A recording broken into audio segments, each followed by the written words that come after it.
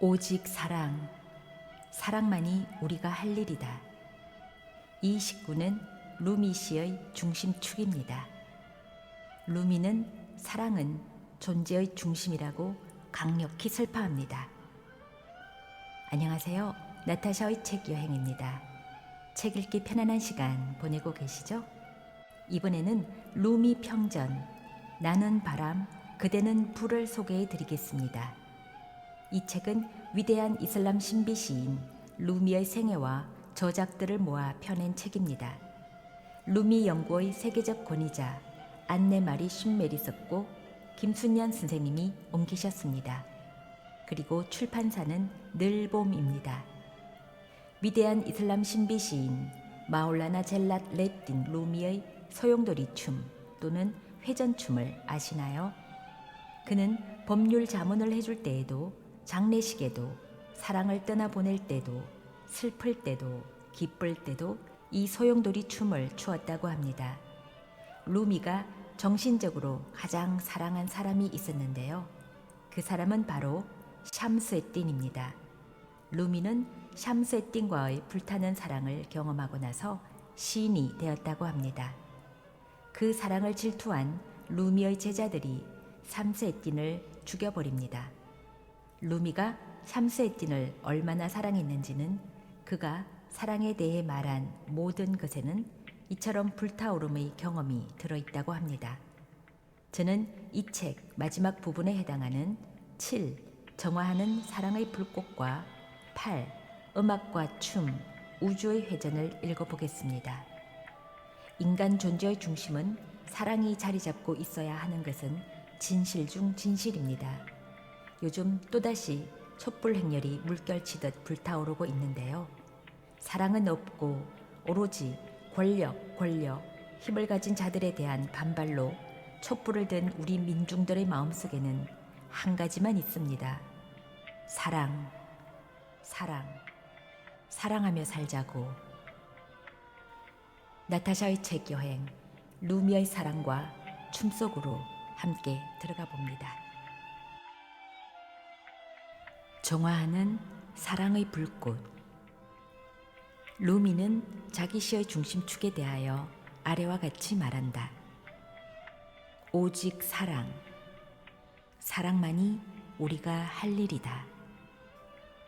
그는 샴스에딘과의 불타는 사랑을 경험하고 나서 시인이 되었다.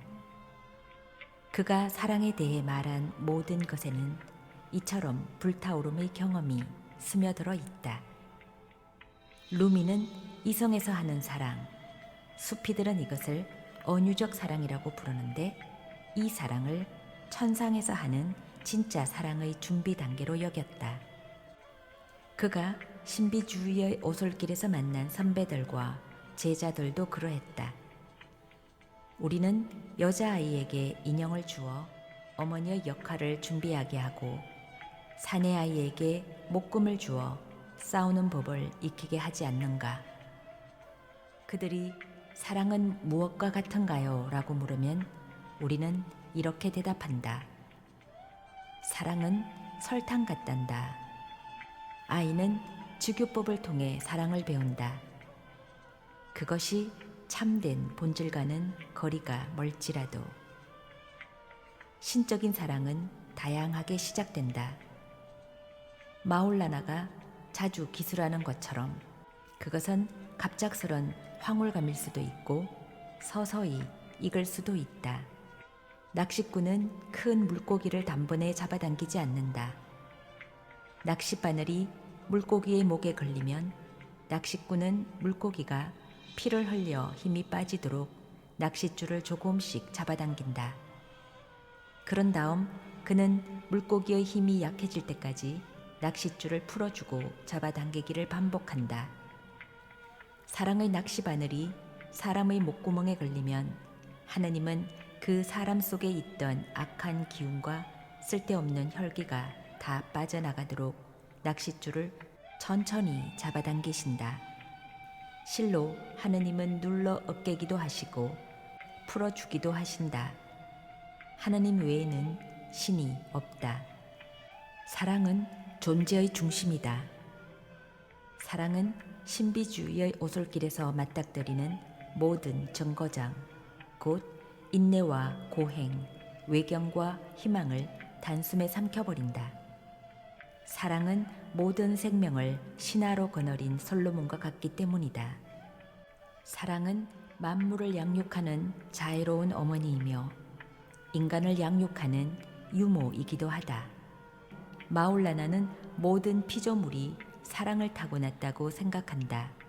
수탉과 늑대와 사자도 사랑이 무엇인지 안다. 사랑을 모르는 사람은 개보다 못한 자다. 그는 한 서신에서 아래와 같이 말한다. 1만 8천 명의 사람들이 저마다 다른 것을 사랑하고 무언가의 마음을 빼앗깁니다. 사랑하는 사람의 키는 사랑받는 대상의 키로 결정됩니다. 사랑받는 사람이 상냥하고 사랑스러우면 사랑스러울수록 사랑하는 사람은 더욱 돋보입니다. 이를테면 하나님을 사랑하는 사람이 가장 돋보인다는 것이다. 우리는 가장 넓은 의미에서 그러한 사랑을 인력으로 여길 수도 있고 일반적인 의미에서 피조물이 보다 높은 존재의 단계를 동경하는 것으로 여길 수도 있다. 하지만 본질적인 사랑의 경험은 인간의 몫이다. 그분 사랑의 빛을 받지 않은 원자는 없다. 모든 원자가 그분 사랑의 햇빛을 받고 모든 장미가 그분의 앞들에서 발산되는 향기를 실어 나른다. 마울라나는 이전의 신비가들이 사랑의 본질에 대해 쓴 학술적인 논문들을 많이 알고 있었다. 하지만 그는 숨눈의 견해에 동의한다. 숨눈은 이렇게 말했다. 우리는 어떤 사물을 묘사할 때 그것보다 더 세밀한 것을 통해서만 묘사할 수 있다. 하지만 사랑보다 더 세밀한 것은 없다. 그러면 사랑은 어떻게 묘사해야 하는가? 마울라나는 마서나비의 앞부분에서 아래와 같이 말한다. 깃패는 아무리 빠르게 써도 멈추는 법이 없지만 막상 사랑에 이르면 갈기갈기 찢어지고 만다. 내가 아무리 사랑을 설명하려고 해도 막상 사랑에 이르면 나는 부끄러워 입을 다물고 만다. 설명도 그런대로 빛을 비추지만 사랑은 허가 없어도 더 많은 빛을 비춘다. 10년도 더 지난 뒤에 그는 실로 엄난한 이야기 속에서 아래와 같이 읊조린다. 사랑을 어찌 다 묘사하랴. 100번을 죽었다 깨어나도 우리는 다 묘사하지 못하리라. 사랑은 500개의 가로대를 가지고 있으니 하나님의 옥자에서 이 땅까지 칸칸이 이어져 있다. 흔히 이성에서 사랑의 끝에 다다를 수 있다고 생각하지만 신적인 사랑의 10년으로 들어가는 여행은 끝이 없다. 그것은 사후에도 계속된다. 그리고 마음의 갈망은 결코 잦아들지 않는다. 이는 루미보다 150년이나 앞선 가잘리가 자신의 위대한 종교학의 진흥에 실린 사랑과 동경의 책이라는 장에서 말한 바와 같다. 마울라나는 도처에서 사랑의 힘을 본다. 사랑은 대양이다. 이에 비하면 하늘은 덧없는 거품일 뿐이다. 이따금 사랑은 아무도 거스를 수 없는 자석의 힘에 비유된다. 당신의 사랑은 우리를 끌어당기는 자석이고 우리는 쇠붙이에 불과합니다. 당신은 내가 들여다본 적이 없는 동경의 원천입니다. 또한 사랑은 지푸라기와 호박의 이미지로 묘사되기도 한다. 호박은 페르시아 말로 지푸라기 도둑이라고 불린다. 그의 천막 문턱은 호박으로 되어 있건만 오 사랑하는 자여 그대의 야윈 몸 그대의 마른 몸은 지푸라기가 되었구나. 하지만 루미가 사랑에 대해 기술한 글들을 읽다 보면 이슬람교 신비주의 안에서 할라지가 처음으로 말한 근본적인 소원, 곧 하나님의 가장 깊은 갈망이 자주 등장하는 것을 볼 수 있다. 고독한 창조주는 자신의 갈망을 다음과 같이 표현하신다. 나는 알려주고 싶어 하는 숨은 보화다. 알려주고 싶어 하실 뿐만 아니라 사랑받고 싶어 하시는 창조주와 모든 피조물, 특히 창조주와 인간 사이에는 역동적인 관계가 자리 잡고 있다.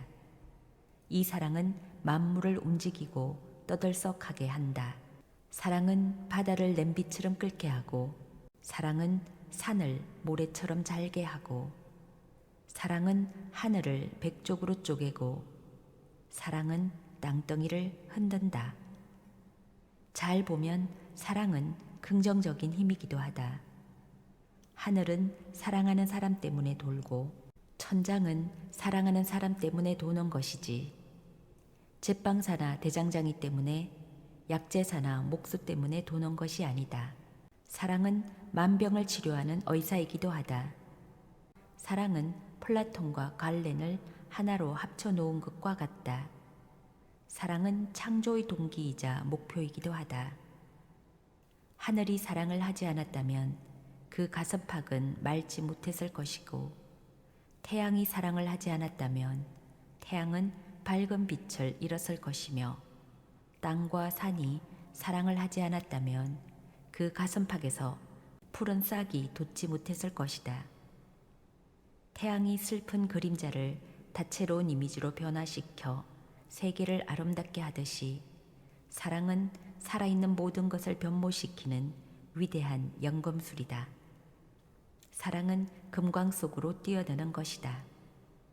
사랑으로 인해 쓴맛이 달콤해지고, 사랑으로 인해 구리가 순금이 되고, 사랑으로 인해 찌꺼기가 깨끗해지고, 사랑으로 인해 질병이 치유되고, 사랑으로 인해 죽은 자가 생명을 얻고, 사랑으로 인해 임금이 종이 되고.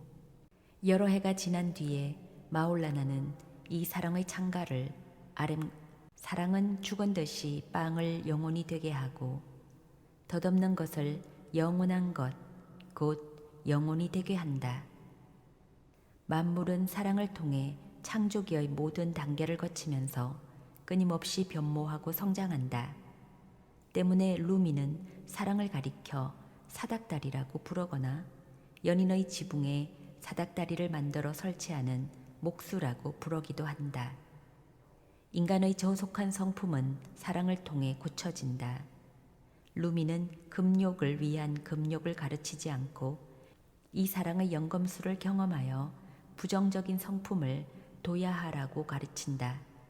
그의 가르침대로 하기만 한다면 돌이 옥으로 바뀌고, 악마는 사랑하는 자가 되어 천체를 운행시킬 것이다. 그는 마성을 잃고 가브리엘 천사가 될 것이다.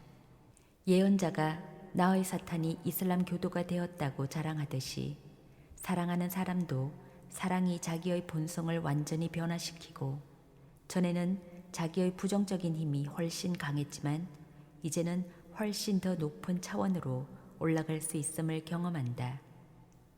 이는 도둑질의 이골이 난 도둑이 괴가 천선하여 순경이 되는 것과 같다. 그가 전에 도둑이 되어 배운 모든 술수는 이제 선을 행하고 정의를 구현하는 능력으로 바뀐다. 그는 도둑질을 한 번도 해보지 않은 순경들보다 훨씬 유능하다.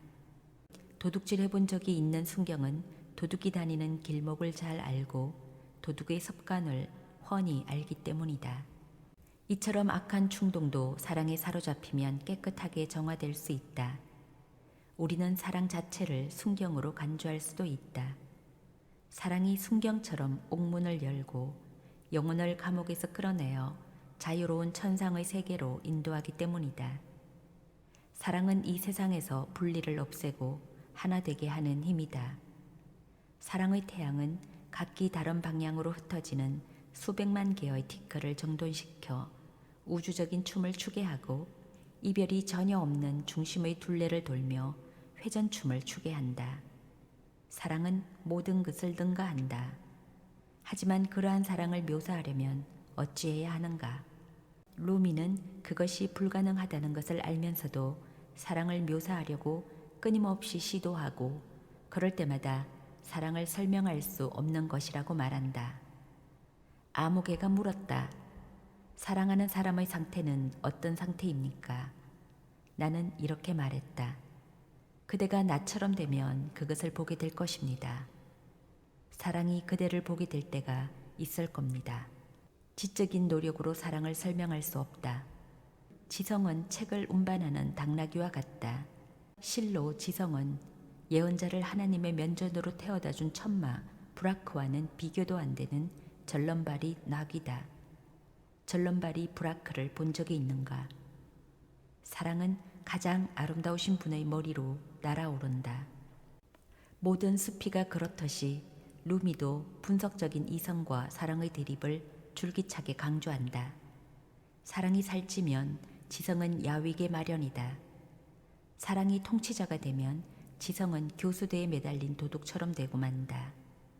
지성은 예배 규정을 외는데 필요한 도구에 불과할 뿐 자기의 한계를 넘어서지 못하기 때문이다. 지성이 말했다. 6개의 방위만 있으면 그만이다. 사랑이 말했다. 아니다.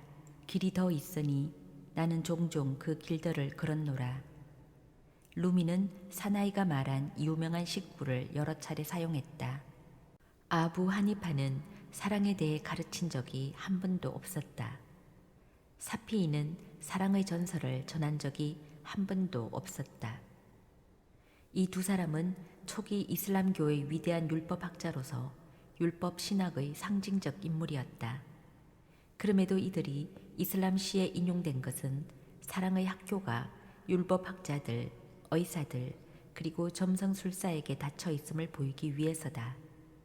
사랑의 학교는 불로 이루어진 학교다. 이 학교에서 학생은 서서히 끌어올라 종이와 책 없이 하나님의 지혜를 직접 배운다.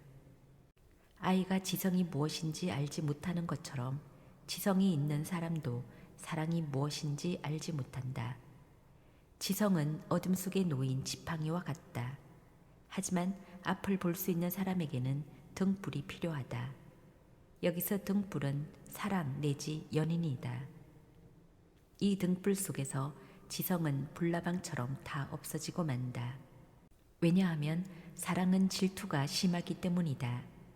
사랑은 연인이 아닌 것을 모두 살라버린다. 루미는 자신의 작품에서 샴스 에틴의 불같은 성격을 불의 상징으로 특히 중요하게 다룬다. 샴스 에틴이라는 이름은 태양을 의미한다. 사랑은 모든 것을 파괴하는 섬광이다.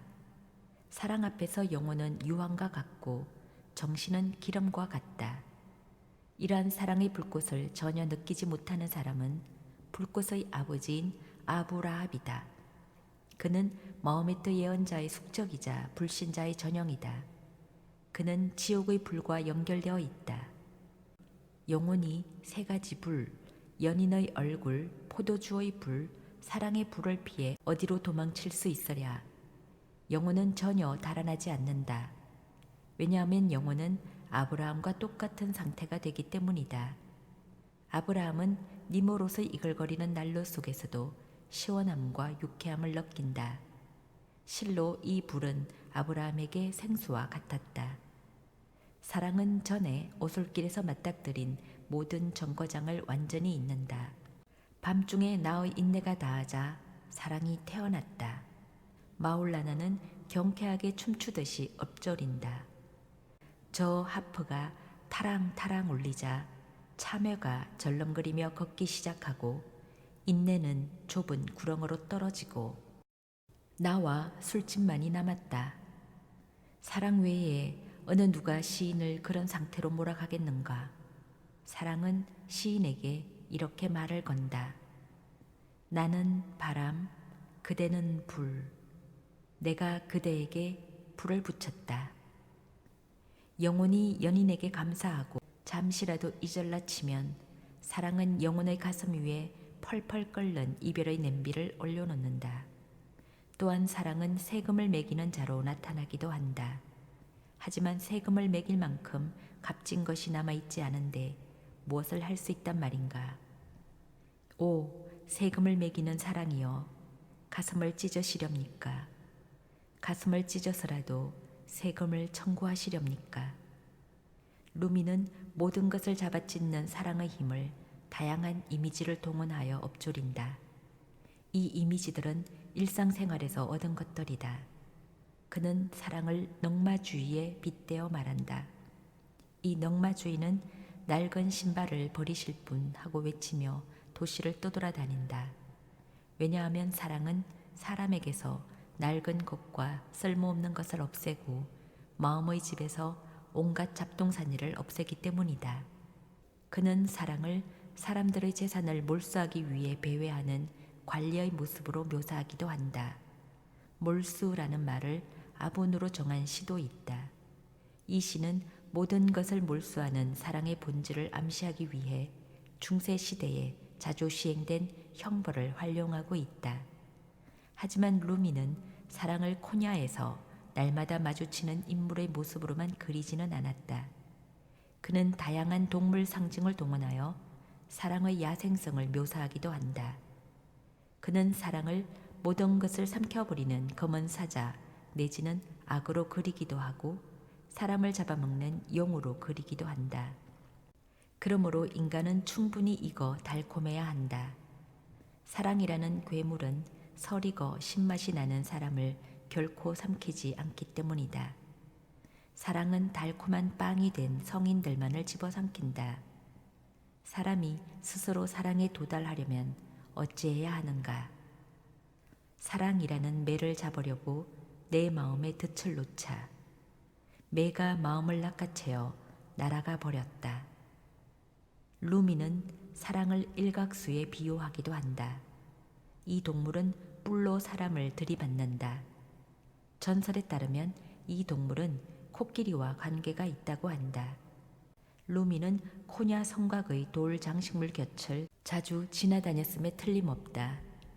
이 돌 장식물에는 일각수와 코끼리가 새겨져 있었다. 하지만 그는 이 제재를 문헌을 통해서만 알고 있었다. 그의 묘사는 귀괴하기까지 하다. 그는 사랑을 벌레에 비유한다. 이 벌레는 나무들을 뚫고 들어가서 속을 완전히 후벼 판 다음 나무를 고사시킨다. 그는 그러한 장면을 코냐의 가수원에서 보았을 것이다. 우리는 이 모든 이미지를 통해서 다음의 사실을 알 수 있다. 즉, 사랑은 약한 자가 감당할 수 있는 것이 아니라 강인한 자, 곧 참 사람만이 감당할 수 있다. 사랑의 발톱이 집을 통째로 찢어버리기 때문이다. 사랑에 익숙해진다는 것은 무슨 뜻인가? 피가 되는 것, 자기 피를 내어주는 것, 개를 데리고 정절의 문 앞에서 기다리는 것, 피를 마시는 사랑을 위해, 사랑이라는 개를 위해 우리는 그릇에 담긴 피인 것을. 사랑 안에서는 정상적인 행동 방식이 더 이상 통하지 않는다. 사랑하는 사람은 대담해지는 것 외에 달리 할 일이 없다. 이글거리는 풀무 속에서도 살아남는 황금처럼 방패가 되어 끊임없이 상처의 화살을 맞아라. 그러한 상태에서 인섭은 아무 소용이 없다. 루미는 바그다드의 위대한 신비가 주나이드의 유명한 말을 고쳐서 사랑에는 에티켓이 없다고 말한다. 사랑에는 수치심이라든가 수줍음이라든가 후회라는 것이 없다. 후회는 한때 강력한 용이었지만 이제 에메랄드와 같은 사랑의 빛을 받아 퇴색하고 만다. 에메랄드는 뱀의 눈을 망가뜨리기 때문이다. 사랑은 사랑하는 사람까지 없애버린다. 사랑은 연인의 모습을 보지 못하게 하는 자아라는 너울을 찢어버린다. 사랑이란 무엇인가? 하늘을 향해 날아오르는 것, 숨 쉴 때마다 너울을 찢어버리는 것. 하지만 감히 인간이 하나님을 사랑할 수 있기나 한 것인가? 10세기에 활동했던 신비가들은 사랑을 가리켜 하느님의 선물이라고 말했다. 사랑은 하느님의 원초적인 은총이다. 그것은 구란에 기록된 그분께서 그들을 사랑하시니 그들이 그분을 사랑했다는 말씀의 결론이다. 그분께서 먼저 인간을 사랑하시지 않았다면 인간은 그분을 사랑할 엄두도 내지 못했을 것이다. 마울라나가 말했듯이 이 사랑의 가지는 태초에 닿아 있고 그 뿌리는 영원에 닿아 있다. 사랑은 하나님께서 태초에 아직 지어지지 않은 인류에게 내가 너희의 주가 아니냐 하고 말을 것임과 동시에 시작되었다. 마울라나와 동시대에 살았던 파오레틴 이라키가 노래한 것처럼 태초에 거나하게 취한 주막 주인의 눈에서 사랑의 포도주가 흘러나왔고 그때 영혼은 이 포도주를 처음 마셨으며 마음은 이 포도주를 담는 술잔이 되었다. 예언자들의 말씀, 수도승들의 지크르, 신비스러운 회전춤의 선율 속에는 신적인 사랑의 말씀에 대한 기억이 메아리 치고 있다. 그리고 인간은 자신이 태초에 했던 약속, 곧 하나님께 충성하고 모든 시련 속에서 그분을 사랑하겠다는 약속을 기억해낸다. 먼저 이미 합의를 추구하지 않았다면 사랑하는 사람은 합의를 추구하지 못했을 것이다. 목마른 사람이 물을 찾고 물이 목마른 사람을 찾듯이 사랑하는 이와 사랑받는 이도 서로 의지한다. 이 영원한 사랑의 부름에 응답하는 사람은 계절에 아랑곳하지 않고 슬픔과 기쁨을 넘어서 싱싱하고 행복한 삶을 살게 마련이다. 사랑하는 이와 사랑받는 이의 관계야말로 마스나비와 디반의 중심 주체다. 사랑은 모든 것을 빛나게 하고 사랑하는 사람의 눈은 도처에서 아름다움을 발견한다. 마울라나는 아래와 같이 말했다. 사랑받는 사람은 아름답다. 하지만 그 역은 아니다. 아름다운 사람이 반드시 사랑받는 것은 아니다. 아름다움은 사랑스러움의 한 부분이고 사랑스러움은 뿌리이다. 무엇인가 사랑을 받으면 그것은 자연히 아름다워진다. 그것은 전체로부터 떨어져 나간 것이 아니라 전체 안에 있는 것이기 때문이다. 마저눈의 시대에 수많은 소녀가 라일라보다 아름다웠지만 그들은 마저눈의 사랑을 받지 못했다. 물론 마올라나는 이 원초적이고 영원한 사랑의 이야기가 결코 묘사될 수 없는 성질의 것이 아니라는 것을 잘 알고 있다. 하나님을 위해 장미 이야기를 그만두어라. 장미와 이별한 꾀꼬리에 대해 말하라. 장미는 오래전부터 하느님의 찬란한 아름다움을 가리키는 상징이었다. 이 장미를 맞깎게 묘사할 수 있는 길은 없다. 하지만 슬픔에 잠긴 인간의 영혼은 도달할 수 없을 것처럼 보이는 임에 대한 그리움을 항상 새로운 곡조로 노래할 것이다. 마올라나는 한 불행한 사람을 예로 든다. 이 사람은 엄격한 금령을 어기고 임을 보기 위해 부하라로 되돌아간다. 왜냐하면 임의 아름다운 모습은 사랑에 빠진 이의 스승이고 임의 얼굴은 사랑에 빠진 이의 책이자 교본이기 때문이다. 이성에서 살고 있는 연인의 아름다운 모습에 마음이 끌리기만 해도 사람들은 그를 위해 모든 짐을 짊어진다. 하물며 천상에 계시는 임의 아름다움은 어떠하겠는가. 루미는 바그다드의 신비가 쉬벌리의 말을 그덕 인용한다. 어떤 사람이 죽은 벗을 위하여 슬피 울자 쉬벌리는 다음과 같이 화를 낸다. 어찌하여 그대는 죽을 수밖에 없는 자를 사랑하는가. 마올라나가 가슴과 한계를 뜻하는 키나르라는 단어로 말놀이를 하면서 말한 것처럼 모름지기 사람은 껴안을 수 없고 품을 수 없는 분을 가슴에 품어야 한다. 영원한 장미가 묘사를 거부하기는 하지만 마올라나의 식구는 대부분 황홀한 임의 아름다움을 끊임없이 다듬어 쓴 것들이다. 그는 이 일을 위하여 아랍어와 페르시아어의 정제된 표현들, 온갖 말놀이, 온갖 시적인 표현들을 두루 활용한다. 그는 기다란 시행에서 아래와 같이 묻는다. 오 벗이여, 설탕이 더 달겠소. 사랑을 만드신 분이 더 달겠소. 달이 더 아름답겠소. 달을 만드신 분이 더 아름답겠소. 오 정원이여, 그대가 더 상냥하겠소. 그곳에서 빛나는 장미가 더 상냥하겠소. 장미와 수선화를 만드신 그분이 더 상냥하겠소. 그는 그분께서 한겨울에도 봄을 몰고 오실 수 있다고 말한다. 그는 세속적인 연애시 형식으로 아래와 같이 노래하기도 한다. 당신의 뺨을 본 사람은 장미 언덕으로 가지 않을 것입니다. 하지만 이 모든 표현은 태양의 광채를 반사하고자 하는 연약한 시도일 뿐이다.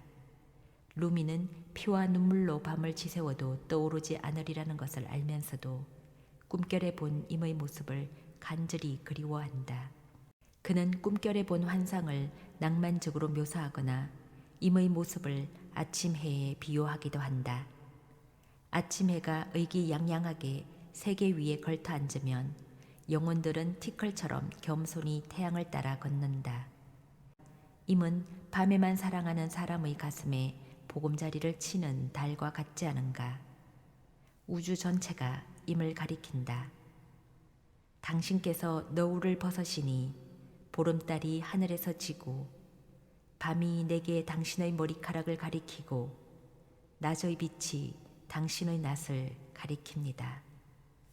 루미는 임을 길동무, 피난처를 제공하는 동굴, 노아와 정신, 여는 자와 열린 자, 아버지와 어머니로 묘사한다. 당신은 젖, 달콤한 사탕, 당신은 달, 당신은 빛나는 태양, 당신은 아버지, 어머니, 친척. 나는 온통 당신밖에 보이지 않습니다. 오, 상함이 없는 사랑이여, 기쁨에 겨워 신성한 노래를 부르는 이여, 나는 당신 같은 피난처와 요새를 보지 못했습니다. 쉬지 않고 변하는 임의 모습을 어찌다 묘사하랴. 어제 내 입은 달처럼 밝았어요. 아니어요. 내 임은 햇빛보다 더 빛났어요. 환상의 나라에 흠뻑 취한 나는 임의 아름다운 것은 알겠는데 임이 어떻게 아름다운지는 모르겠어요. 루미는 눈에 보이지 않고 귀에 들리지 않는 이 달에 대하여 아래와 같이 말한다. 플라톤이 이 아름다운 달을 살짝 보았다면 나보다 더 당황하여 실성하고 말았을 것이다. 이 달은 가장 모순된 모습으로 나타나기 때문이다. 당신은 보호하기도 하시고 강탈하기도 하십니다. 당신은 우리의 곡간이기도 하시고 곡간을 허무는 분이기도 하십니다. 당신은 사랑의 옷을 100벌이나 꿰매기도 하시고 둘로 잡아 찢기도 하십니다. 당신은 벼랑간 법정에서 그것을 내 탓으로 돌리기도 하십니다. 당신이 바다라면 사람들은 당신에게서 떨어져 물방울일 뿐입니다. 당신이 200개의 금광이라면 이 세계는 먼지처럼 가벼울 따름입니다. 사랑하는 사람은 부정의 방법을 통해서 임에게 다가갈 수 있다. 적절하게도 루미는 가수와 술 취한 터키 왕족 이야기에서 아래와 같이 말한다. 나는 몰라요. 당신이 달인지 우상인지. 나는 몰라요. 당신이 무엇을 바라는지. 나는 몰라요. 당신을 어떻게 섬겨야 하는지. 입을 다물어야 하나요? 말로 당신을 찬미해야 하나요? 놀랍게도 당신은 내게서 떨어져 있지 않습니다. 하지만 나는 몰라요. 당신이 있는 곳에 내가 있는지. 임에게 선택받은 사람은 이 시대의 행운하다. 이미 받아들인 제자는 모든 서성의 서성이 된다. 왕조차 임을 사랑하면 임에게 복종해야 하고 꿀조차도 임의 사탕수수를 씹어야 한다. 사탕수수가 단 것도 임의 덕택이다. 내가 사탕수수에게 너는 누구 덕에 그렇게 단 것이냐 하고 묻자 사탕수수가 당신을 가리키며 말했어요. 저는 임의 숨결을 맛보았어요. 달처럼 빛나는 임의 얼굴은 사랑하는 사람의 마음속에 곧 임을 끊임없이 생각하여 맑고 깨끗해진 마음속에만 깃들인다. 내 마음은 물처럼 맑고 깨끗하다. 물은 달의 거울. 사랑하는 사람은 요셉처럼 아름다운 임에게 들을 것이 거울밖에 없다. 그렇게 함으로써 임은 사랑하는 사람의 마음속에 자기의 아름다움을 알아채고 숨어있는 자기의 아름다운 모습을 음미할 수 있다. 사랑하는 사람은 비둘기처럼 늘 쿠쿠쿠 하고 외친다. 이 소리는 어디 있나요? 어디 있나요? 어디 있나요?의 뜻이다. 이 소리는 사랑하는 사람이 임을 찾기 위해 내는 소리다. 당신만이 집이 어디 있나요? 당신 말고 또 있으면 이름을 알려주셔요. 당신만한 집이 어디 있나요? 당신 말고 또 있으면 이름을 알려주셔요. 당신만한 잔이 어디 있나요? 오, 달콤한 주막이여. 임을 대신할 수 있는 것은 아무것도 없다. 임에게 가까이 다가가 닿는 것이 있을 따름이다. 온갖 곳을 찾아다녀 보았지만 당신만큼 상냥한 것은 없었습니다. 바닷속 깊이 뛰어들었지만 당신 같은 진주는 없었습니다. 온갖 술통을 열어보고 100병의 술을 맛보았지만 당신만큼 입술을 적시고 취하게 하는 포도주는 없었습니다. 임이 있는 곳에서는 장례식이 잔치가 되지만 임이 없는 곳에서는 잔치가 장성곡이 되고 만다. 임의 정원에서 자라는 가시덤불이 다른 곳의 향기로운 장미보다 훨씬 아름답다. 임이 살고 있는 도성은 이 세상에서 가장 아름다운 도성이다. 한 여인이 애인에게 당신은 타국에서 수많은 도시를 보았을 텐데 그 가운데 어느 도시가 가장 아름답던가요? 하고 묻자 그가 임이 계신 도시가 가장 아름다웠어요 하고 대답했다. 임을 만나는 것이야말로 모든 물음의 정답, 모든 문제의 해답이다. 임이야말로 영약이고 위대한 영검술사이기 때문이다. 온갖 도시를 돌아다녔지만 아무도 당신의 언해를 보이지 않았습니다. 내가 열매를 따지 못하고 장미를 보지 못한 것은 내가 당신의 정원에서 멀리 떨어져 있었기 때문입니다. 당신에게서 멀리 떨어졌을 때 나는 온갖 불행을 겪었습니다. 당신이 아니 계시면 나는 죽은 목숨인데 내가 무슨 말을 하겠습니까? 하나님께서 나를 거듭 소생시키셨습니다. 열정적인 식구 곳곳에서 임은 사랑보다 훨씬 월등한 존재로 나타난다. 사랑은 옷을 잡아찢고 이성은 그 위에 헝겊을 대고 깊지만 당신이 오셔서 마음을 꿰매시면 사랑과 오성은 강샘에 사로잡힙니다. 마울라나만큼 이별과 그리움의 아픔을 노래한 이도 없다. 하지만 그는 이미 자신과 헤어진 것이 아님을 경험으로 알았다. 그는 이미 불어대는 산들바람을 타고 보다 높은 단계로 날아가는 먼지와 같았다. 그는 임의 목소리를 메아리치는 산이었다. 그는 임의 숨결이 닿으면 피리처럼 노래했고 임의 손길이 닿으면 하프처럼 말했다.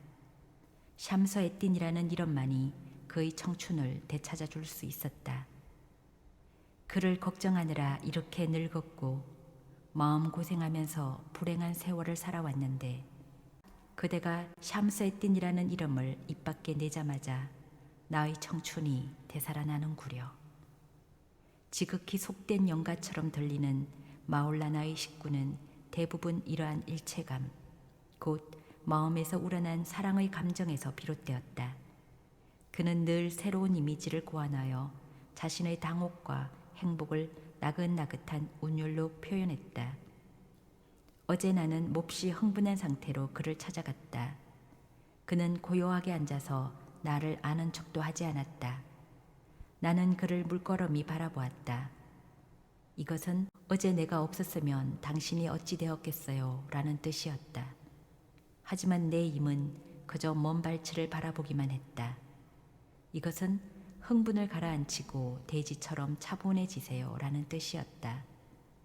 나는 무릎을 꿇고 대지에 입을 맞추었다.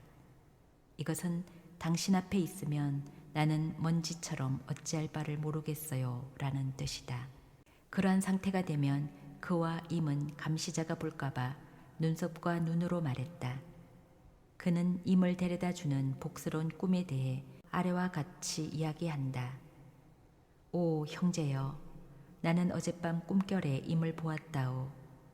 임은 들장미 숲속에 있는 우물가에서 졸고 있었다오. 임의 둘레에는 선녀들이 손을 합장하고 서 있었다오. 그곳에는 튤립이 피어 있었고 제스민이 공간을 가득 채웠으며 바람이 그의 머릿결을 부드럽고 나긋나긋하게 쓰다듬고 있었다오. 하지만 이토록 행복한 꿈은 오랜 밤샘 끝에만 찾아온다.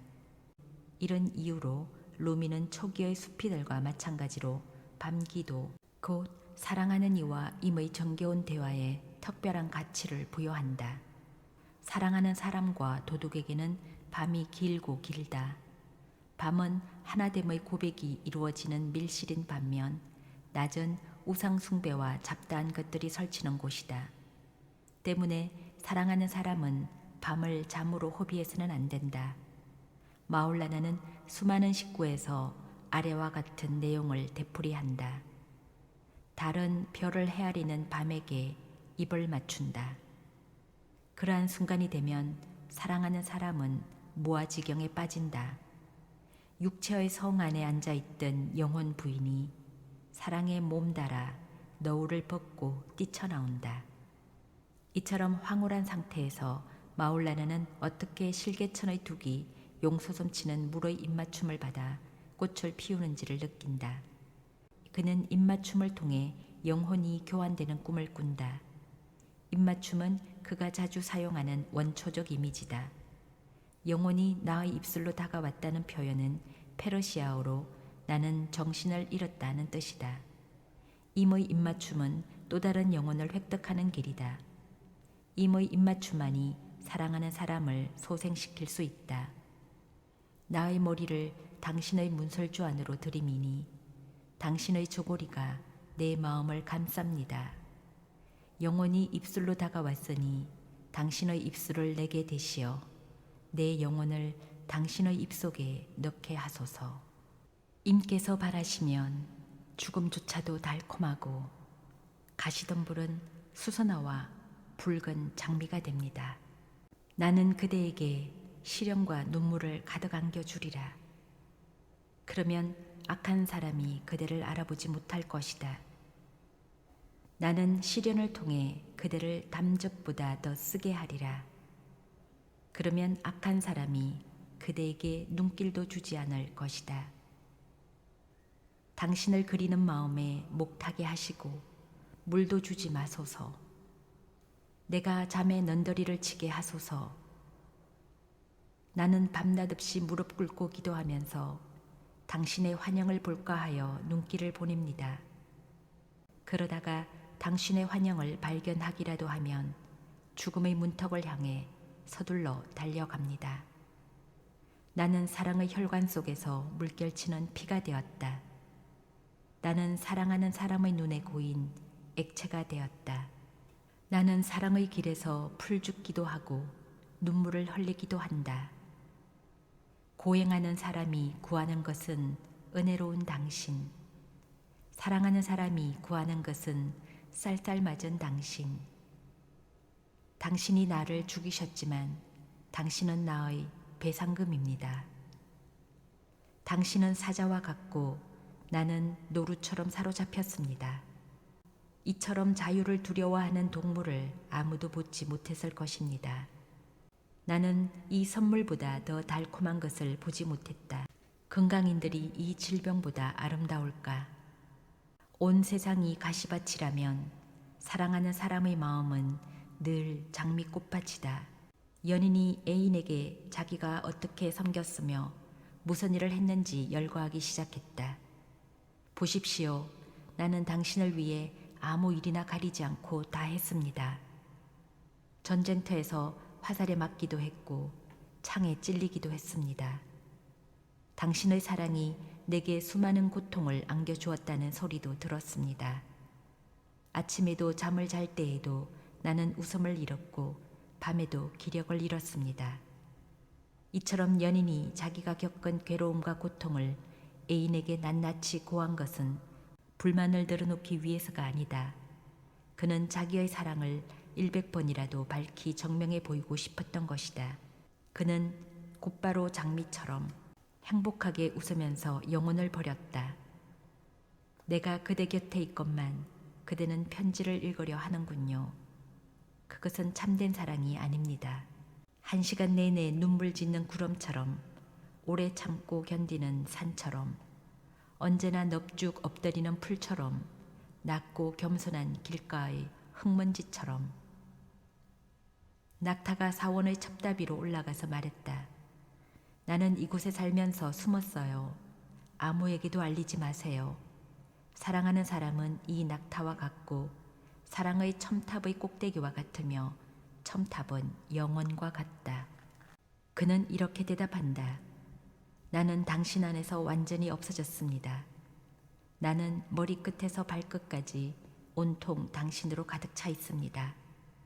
내게 남은 것은 이름밖에 없습니다. 내 존재 안에는 다정한 당신 외에 아무것도 자리하고 있지 않습니다. 루미는 그것을 잘 알고 있었다. 그는 창조적인 사랑의 신비를 쉽게 설명하는데 적합한 수단으로 음악과 춤을 꼽았다. 아래의 이야기는 리케러트가 독일어로 번역한 것인데 루미가 느꼈던 것을 몸이 건조한 이론들보다 훨씬 잘 전달하고 있다. 전에 우리의 스승이신 젤랄 레틴께서 말씀하셨다. 음악은 낙원의 현관문에 달려있는 종이다. 그러자 어리석고 뻔뻔스러운 어릿광대 한 사람이 말했다. 문에 달려있는 종이 마음에 들지 않는군요. 그러자 우리의 스승이신 젤랄 레틴께서 말씀하셨다. 나는 문이 열리는 소리를 듣는데 그대는 문이 닫히는 소리를 듣고 있구나. 예부터 이슬람 정통주의는 모든 종류의 음악에 대해 반감을 품어왔다. 수피즘을 다룬 여러 안내서들은 음악과 춤을 허용해야 하는지 그렇지 않은지를 두고 논하는 장편의 논문들이 실려 있다. 이 안내서들은 고참에게는 사마와 여기서 비롯된 춤을 허락했지만 신참이 그것을 즐기는 것은 허락하지 않았다. 신참이 그것을 속된 쾌락으로 변질시킬 우려가 있었기 때문이다. 위대한 스승들은 특히 수피즘의 본질에 대하여 신비주의의 오솔길이 엄격하게 요구하는 것에 대하여 알려고 하지 않고 그저 수피즘을 춤과 쾌락즘으로 깎아내리려고 하는 자들을 골칫거리로 여겼다. 마울라나의 정기 작가들은 마울라나가 음악을 싫어하는 신학자들, 자신의 춤을 신랄하게 비판하는 신학자들과 자주 논쟁을 벌였다고 보도한다. 마울라나가 생애 대부분을 보낸 아나톨리아 지역은 예부터 음악으로 유명한 곳이었다. 고대 아나톨리아 지역은 프리지아의 피리 소리로 유명했다. 코냐 지역은 프리지아에 인접해 있었다. 바하에딘 왈라드가 코냐로 초빙되던 해에 셀주크 왕국의 북동쪽 국경에 위치한 디브리기에는 한 수용소가 돌로 화려하게 장식된 사원 앞에 세워졌다. 이 수용소에는 정신병자들이 수용되어 있었다. 이들은 물방울이 수조에 떨어지면서 내는 곡조띤 소리를 통해서 우울증을 치료하거나 잠시 동안 기분을 전환했다고 한다. 중세시대의 이슬람 의사들은 음악 요법을 훤히 알고 있었다. 루미도 음악을 일종의 치료법으로 여겼다. 루미는 교수로서의 정상적인 삶을 청산할 만큼 샴스와 강렬한 사랑을 나누었다. 그가 이 사랑의 경험을 소화하는데 도움을 준 것이 바로 음악이다. 음악은 수많은 나날을 갈피를 잡지 못하고 서성이며 그리움에 젖어 있던 그에게 낙원의 문을 활짝 열어주었고 그는 이 낙원에서 영원한 회전춤을 추며 만물을 보았다. 마울라나는 사랑의 집이 하프 소리와 수금 소리가 끊임없이 울리고 창문과 지붕이 온통 노래와 시가로 이루어져 있다고 묘사한다. 그는 이미 있는 집을 어떻게 변화시키는지 묘사한다. 나는 임을 보았다. 임은 집 주위를 맴돌고 있었다. 임은 수금을 타면서 곡을 연주했고 밤의 포도주에 흠뻑 취해 격렬한 박자로 달콤한 노래를 연주했다. 그는 임의 노래를 선물로 청한다. 그는 자기의 낯이 화끈한 포도주에 달아오르자 이미 이 세상의 태양, 곧 사랑하는 자들의 임이라고 말한다. 모든 마음은 임 앞에서 설렘으로 가득 찬다. 마올라나는 꿈결에 본 임의 모습이 자기의 마음 속에서 춤을 추고 있다고 종종 노래한다. 임 앞에서는 모든 것이 악기가 되고 모든 사건이 음악이 된다. 음악의 힘이 가장 분명하게 드러나는 때는 봄철이다. 왜냐하면 봄철은 겨울철의 오랜 침묵을 깨고 시작되기 때문이다. 정원은 새들의 노랫소리에 취해 움직이고 잎사귀들은 잔혹한 겨울의 무덤 위에서 손뼉치며 춤을 춘다. 가지들은 쉬지 않고 경쾌한 춤을 추고 잎사귀들은 가수처럼 손뼉을 친다. 이렇게 가지들이 춤을 추고 잎사귀들이 손뼉을 치는 것은 아래와 같은 이유 때문이다. 소식 들었나요? 글쎄, 꾀꼬리가 여행에서 돌아와 회전춤을 추면서 새들의 스승이 되었다지 뭐예요. 디반에서 제3제사 변형되어 등장하는 이 식구는 태양이 백양궁으로 접어들고 사랑의 봄바람이 불기 시작할 즈음 일어나는 기적을 설명한 것이다. 행복한 춤에 참여하지 않는 것은 바싹 마른 가지뿐이다. 마스나비는 갈대피리의 노래라는 시와 함께 시작된다. 이 시는 페르시아 문학, 터키 문학, 인도 이슬람 문학 내에서 수천 식구의 모범이 되었으며 최근에도 아라비아 시인 가운데 한 사람에게 영감을 주었다. 갈대피리는 고향의 갈대밭에서 잘려나온 것을 슬퍼하면서 만물을 눈물짓게 한다. 피조물들은 갈대피리 소리를 듣고 자신들이 태초에는 모든 존재의 근원이신 하나님으로부터 떨어져 있지 않았건만 창조 행위를 통해 분열의 세계로 들어오게 되었음을 깨닫는다. 피리에서 울려 퍼지는 소리는 불이다. 그것은 포도주를 숙성시키는 사랑의 불이다. 마올라나의 시에서 피리는 독이기도 하고 해독제이기도 하다. 피리의 선율은 인간으로 하여금 영원한 본향을 기억하지 못하게 하고 임에게서 멀어지게 하는 베일을 잡아찢는다. 피리는 사랑하는 사람의 피눈물의 길을 갈 수밖에 없다고 말하는 비극적인 사랑의 시를 알고 있다. 또한 피리는 끊임없이 새로운 이야기와 이미지를 만들어내어 비밀을 말하려고 하는 시인과 같다. 시인은 피조물의 온갖 단계를 거쳐 원초적인 임에게 이르고자 하는 간절한 그리움을 표현한다. 또한 피리는 갈대펜과 같다. 갈대펜은 훌륭한 작가가 자신을 잘라서 모양을 가지런히 다듬으면 이별과 슬픔에 대해 이야기하면서 종이 위에서 춤을 춘다. 갈대피리와 펜은 임의 달콤한 숨결을 간직하고서 임에 대해 이야기하는 사탕수수와도 깊은 관계가 있다. 룸이야말로 임의 숨결, 임의 입술을 간절히 그리워하는 피리, 임이 말한 내용을 전달하고 싶어하는 피리다. 꿀 안에서 하나님은 우리가 아담에게 우리의 숨을 불어넣었다고 말씀하시지 않았는가? 하나님은 인간을 자신의 피리로 삼지 않으셨는가? 시인은 임의 손길이 닿으면 소리를 내는 현악기이기도 하다. 나는 하프처럼 임의 품에 기대고 나의 슬픈 노래는 임의 손가락에서 나온다. 시인의 혈관은 연약한 몸을 현악기처럼 팽팽히 조인다. 이따금 현을 퉁기면 연약한 악기는 강해진다. 은혜로운 당신의 품에 안기면 나는 하프처럼 소리를 냅니다.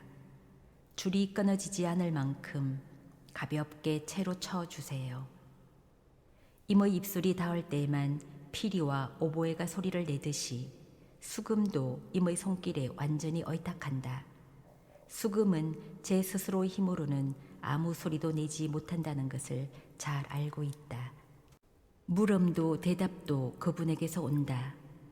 나는 그저 수금과 같을 따름이다. 그분께서 나를 채로 치자마자 나는 서둘러 소리를 낸다. 이 음악의 세계에서 사는 자는 마올라나만이 아니다. 음악은 우주 전체에 스며든다. 실로 음악은 우주를 움직이는 장본이다. 꾸라는 주께서 모습을 드러내시니 시나이산이 진동했다고 전한다. 루미는 이 진술을 이렇게 받아들인다. 즉 산이 임의 모습에 흠뻑 취해서 춤을 추었다는 것이다. 가브리엘은 주님의 아름다운 모습에 반해 춤을 추고 악마는 여자 악마에게 반해 춤을 춘다. 마울라나는 창조 행위를 가리켜 신성한 음악의 첫 번째 음이라고 말한다. 하나님의 음성은 미래의 피조물을 깨워 우주적인 회전춤에 참여하라고 다그치는 음이기 때문이다. 마울라나는 장소 아닌 곳에서 들려오는 소리, 곧 회전춤을 추라는 소리를 고대한다. 나뭇가지가 대지 위에서 회전춤을 추는 것은 천상의 춤에서 비롯되고 생명이 나뭇가지처럼 춤추는 것은 영혼의 춤에서 비롯된다. 그런 다음 그는 하나님의 음성을 듣는다. 하나님은 가 있어라 하고 말씀하시면서 무를 유로 부르신다. 한 외침이 무 속에 자리를 잡자마자 무가 말했다. 실로 나는 나를 즐겁게 하고 푸르게 하고 싱싱하게 하는 저 땅으로 들어갔습니다. 무는 태초에 터져 나온 하나님의 외침을 듣고 감격해서 춤을 추었다. 그것은 전에는 무였지만 이제는 유가 되었다. 마음과 튤립과 무화과 나무가 되었다. 마울라나에게 회전춤과 음악은 태초에 터져 나온 하나님의 외침을 이 세상에서 되풀이하기 위한 발판이거나 적어도 그 외침을 상기시키는 도구다. 회전춤은 그를 낙원으로 데려다 주어 하나님을 직접 뵙게 하는 창문, 천상에 이르는 사닥다리다. 모든 먼지는 태양 앞에서 춤을 추지 않는가. 우리는 아침마다 그분 앞에서 먼지처럼 춤을 춘다. 그것은 그분을 태양처럼 떠받드는 자들의 의무이므로 이 춤을 통해서 먼지들은 특정한 목표를 향해 나아간다. 우리는 먼지를 오늘날에 맞게 원자로 번역해도 좋을 것이다. 먼지들은 제각각의 움직임을 버리고 중심의 둘레를 돌면서 하빌로 나아간다. 그런 다음 태양의 힘을 받아 생기를 되찾는다. 현상들이 모순된 것처럼 보이고 삶의 길이 다양한 것처럼 보이지만 그 중심에는 신적인 사랑이 자리하고 있다. 우주의 질서는 만물을 감싸 안는다. 여한 것도 이 질서에서 벗어날 수 없다. 마울라나와 그의 제자들은 샴스에딘 곧 타브리저의 태양 앞에서 스스로를 먼지처럼 여겼다. 그들은 샴스에딘에게서 영원하고 신성하며 모든 것을 껴안는 임의 모습을 보았다. 춤추는 자가 발을 구르는 곳에서는 생명의 샘이 솟구친다. 하지만 회전춤은 이미 함께 있을 때에만 의미가 있다. 태양이 없는데 어찌 먼지가 춤을 출 수 있겠는가? 태양이 없으면 먼지들은 쓸쓸히 얼어붙고 말 것이다. 때문에 마울라나는 늘 새로운 변주곡으로 임을 부른다. 어서 오셔요, 어서 오셔요. 당신은 영혼. 그래요, 회전춤의 영혼이십니다. 어서 오셔요. 당신은 걸어다니는 소나무, 회전춤의 정원이십니다. 어서 오셔요. 당신의 그늘 깊은 곳에는 태양의 우물이 있습니다. 당신은 하늘에서 춤추는 1000개의 샛별을 따서 내게 주십니다. 말년의 마울라나는 자유롭고 독창적인 회전춤의 열기가 조금이라도 식으면, 그리고 후사메딘이 함께 있지 않으면 회전춤을 추지 않는 경우가 종종 있었다.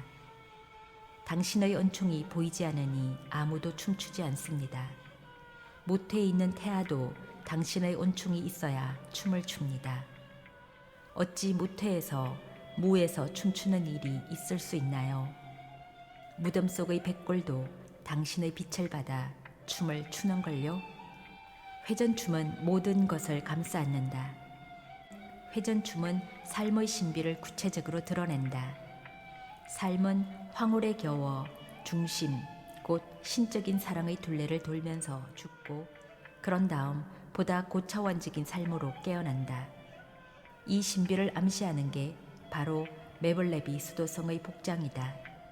메블레비 수도성들은 흰색의 추못을 입은 다음 그 위에 검은색의 망토를 걸친다.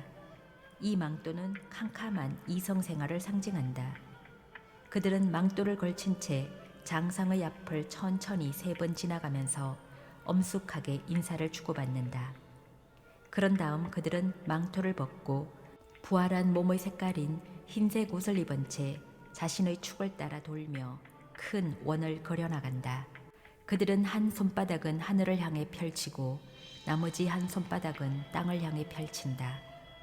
하늘을 향해 손바닥을 펼치는 것은 하늘에서 오는 은총을 받으려는 것이고 땅을 향해 손바닥을 펼치는 것은 은총을 퍼뜨리려는 것이다.